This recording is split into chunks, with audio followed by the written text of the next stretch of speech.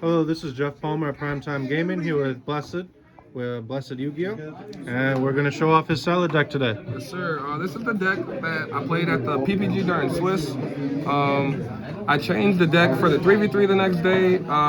So in Swiss, I went 4. I would have been 4-0. A lot of you saw that the stream match that I wrote my deck list wrong. I forgot to write Celestial and Dash on my list. So I conceded that round. And then I proceeded to win round 5 and 6 without Celestial and Dasher, and I still had to play Fusion Destiny in my deck. And I kept drawing them too.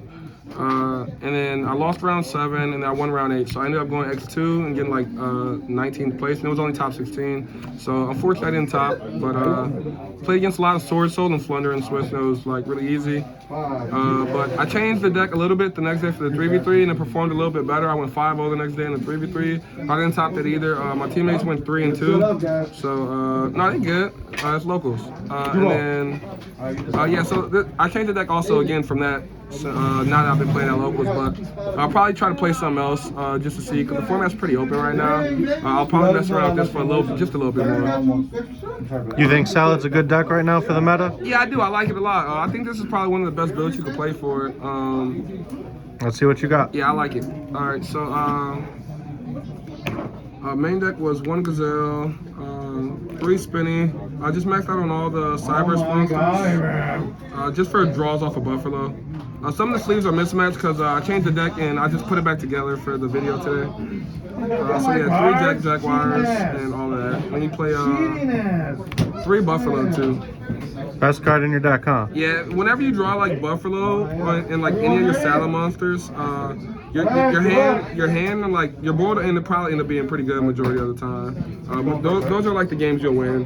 And then you have 3 Valor, 3 Ash, 3 Nib, and 3 more Valor. So like drawn Nib plus like any one of these is kind of like an FTK going second. And I lost every single dice roll in Swiss day 1 of the PPG.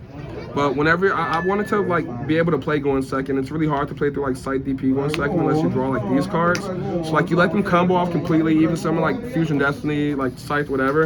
And then you reveal Nib, and of course they're gonna chain like the DP to it, and then you just like chain the Imperm to the DPE against like the PK decks that if they didn't have the Brave cards, or before they would get to like the Fusion, like they would have to hard draw Fusion Destiny to basically beat this, because like once they summon Anaconda, even with the Brave cards, you just reveal Nib, and then they attempt to chain the Brave card, and then you just stop at one of these. So like you always just break whole boards. And it's really hard for decks to come back with that. I only summoned Access Code Talker like 1 time though, because like usually just control the board with DP and Wolf.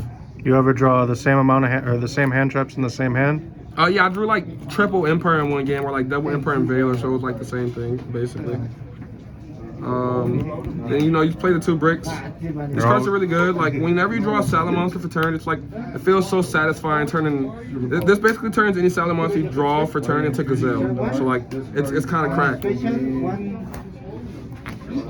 That's it for the monsters. For the spells, it was 1 Desires. I didn't play Upstart. This was a Torrential Tribute. I also didn't play Call by the Grave. This was another Torrential Tribute. I played 1 Sanctuary, but these are changes I made to the deck later. 1 Desires, 1 Sanctuary, 2 Circle, 2 Fusion Destiny, 2 Cosmic. This was the 3rd Torrential Tribute. And then I played 1 Rage and 3 Roar.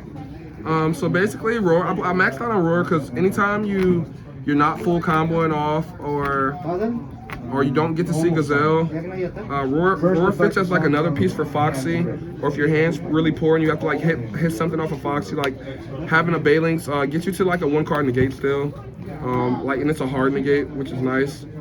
So like you always have at least 1 interaction with your opponent, which I felt was like super important.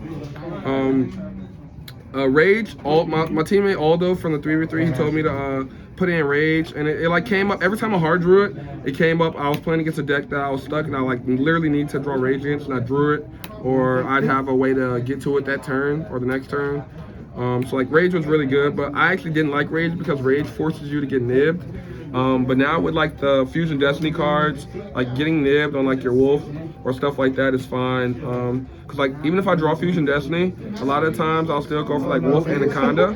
Cause like if they have nib, they'll nib you there, and that'll be after like you get all your cards back, and then you just Fusion Destiny anyway. And like if they lose a card, they basically lose 2 cards to Enforcer because they lost nib and they lost another card as well. So like it's really good. Any more changes you're gonna make to the deck? I'll probably tweak it one more time and try to play it for like one more locals before I just completely stop playing it.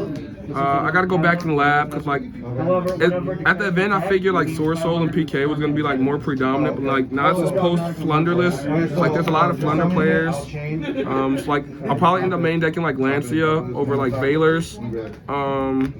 I don't know how Nib hasn't really been crazy. Nib's only crazy if like your locals or like area doesn't have like the Brave cards. Cause like you'll have to play Valors with the Nibs and Imperms.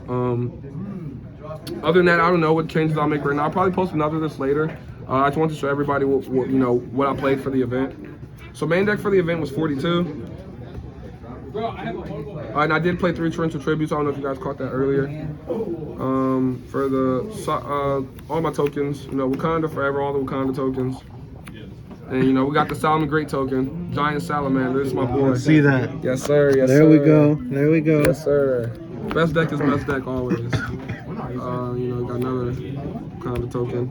Then for the extra deck, you got 3 Balinks, standard. I'm not gonna explain those. 3 Wolves. You play 2 Helio. This card's really cuttable. This could be Lingaribo, not Linkaribo, Lingaribo, and Nightmare Phoenix. I just like to have this in tandem. Just because like shuffling back Eldritch Traps to the deck are like really good and stuff, like popping them. Lingaribo is like insane against the Eldritch matchup too, because like you can just negate the Sanguine activation off like your normal summon. You go like normal summon Buffalo, make Lingaribo, because like they're not gonna do anything to the Buffalo.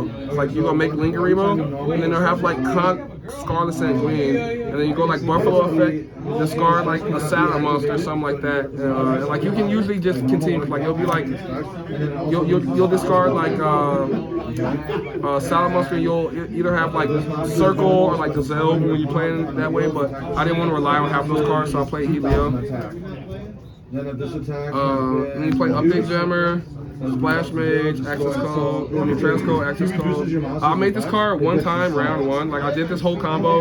Like game 2, round 1. I did this whole combo once, and I never did it again the entire tournament after that. You like the extra deck altogether though? Yeah. You need it in there for like the one time it comes up because it's super important. But you don't go for that unless like you know your opponent doesn't have anything. Because like it locks you into Cyber monsters and stuff like that, and like you don't really want to play under any restrictions with this deck. And then you play 1 Anaconda, 1 Enforcer. You play 1 Stalio. You only make Stalio like turn 2, turn 3, I'll say. Like so like you can go like Phoenix Enforcer, use your Phoenix Enforcer effect after it comes back, blow some up, and then make Stalio later that turn, because he only locks you in the effects after and stuff like that. Same for Splash Mage. She only locks you in the Cyber special summons after you use her effect. So the deck's pretty free before then. That's it for the extra deck. Extra deck is 15. Side deck, 3 Lancia, just to help against like Flunder, PK, etc. 3 Droplet, 3 Evenly. For back row decks, 3 Lightning Storm, and then you play 3 more. I figured like there was gonna be a lot of Glue Eaters because like skill drain went to 3, so I just want to have like as many outs as possible, you know, to all the trap decks. On top of like main deck, get 2 Cosmics, but Cosmics works versus combo decks too because you can hit like Scythe, etc., Fawn Blades. Yeah, this was like the worst card in my side deck probably. Never really did like much. Like Cosmic always would have been better than this, to be honest. Do you just scoop if you get Scythe locked? Not really. Not depending on like what's in your hand. It's like if it's like a few hands. So if I like draw in a nib as my 6th card, right?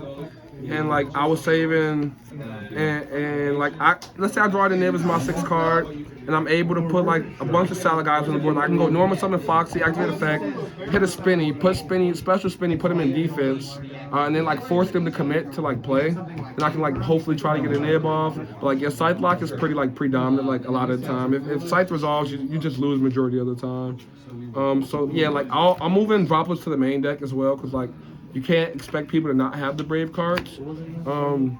yeah, it'll probably take place in the Cosmics, and I'll just take a L to back row decks, I guess, because I think the Brave card's more predominant. But yeah, that's pretty much it for the deck. Thank you guys for subscribing. I haven't posted content in a while. I'm gonna start posting a lot more commentating content, and I'll try to do a few deck profiles from fun decks around my locals. Let me know what kind of decks you guys want to see.